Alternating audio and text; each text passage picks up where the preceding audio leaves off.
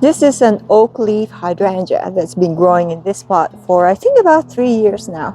And for the last year, it's been struggling. Whenever I water it, the water would go straight through. Almost every day I'd have to water it.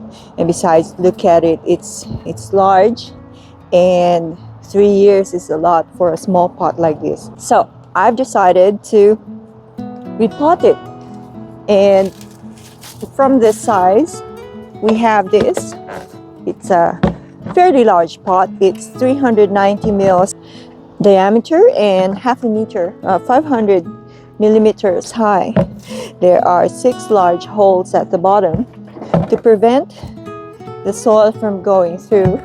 I've prepared mesh, square mesh, and I'm going to put it at the bottom there and put some soil so that it won't move and go from there. I've cut mesh squares here, and for each mesh square I'll put it on a hole and hold it down with soil this way. Just make sure that the mesh won't move when you put down the soil. That way. Okay. Go to the next. Put the mesh there, put the soil there.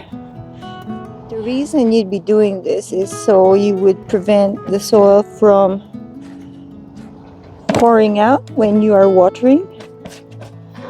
Of course, you'll expect some water to seep out. That's the idea of this, so you won't have root rot. But this one would prevent the soil from going out with the water. So, yeah, one more soil.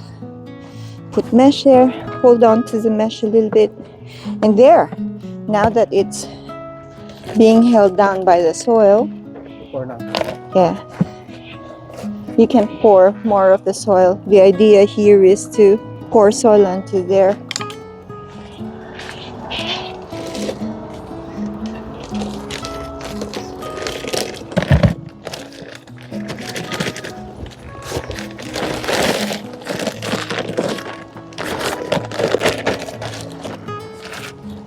We shouldn't fill it up.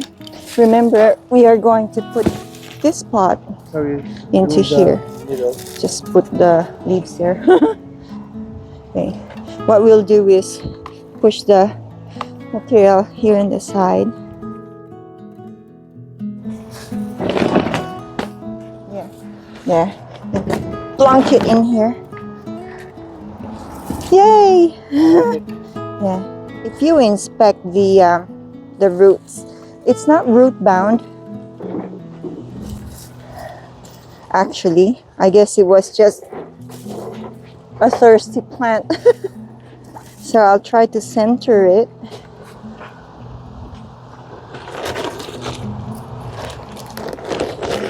The aim here is to fill it up to 1.5 centimeters to 2 centimeters below the rim of the pot. More? Yeah, I think I need a little more. Now, if it's very loose, the soil like this, then maybe you go 1 centimeter or 10 millimeters, because you will expect that the soil will settle. Okay, thank you. There you go. Thanks, Heart. There.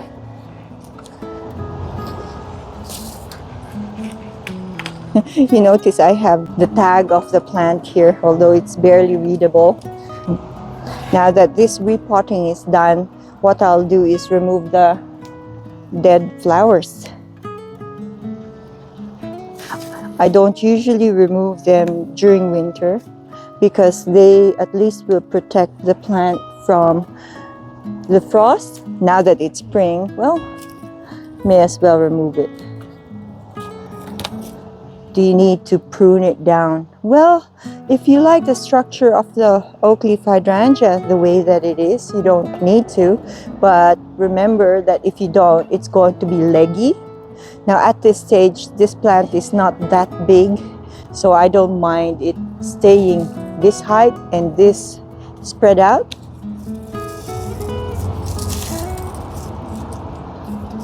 maybe give it one more season, and then I will prune it to a certain shape.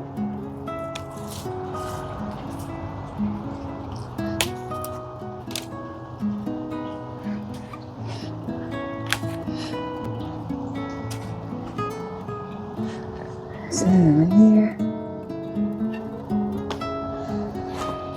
and one here. If you see bark that is barely attached to the plant, may as well remove them, because those will be hiding places for unwanted pests. Of course, pests are unwanted. Silly me. For pests there. Who would want pests? Unwanted insects there, or unwanted bugs there.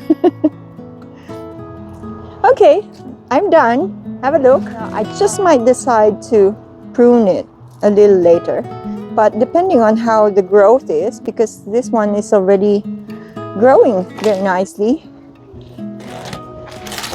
I've potted my Oakleaf Hydrangea.